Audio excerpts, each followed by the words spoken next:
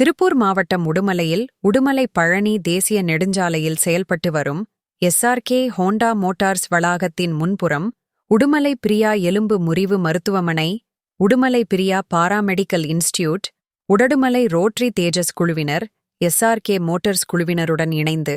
தைப்பூச திருவிழாவை முன்னிட்டு உடுமலை வழியாக பழனிக்கு பாதயாத்திரை செல்லும் பக்தர்களுக்கு விழிப்புணர்வு ஏற்படுத்தும் விதமாக அவர்களுக்கு இருளில் ஒளிரும் ஸ்டிக்கர் ஒட்டி அவர்களுக்கு டீ,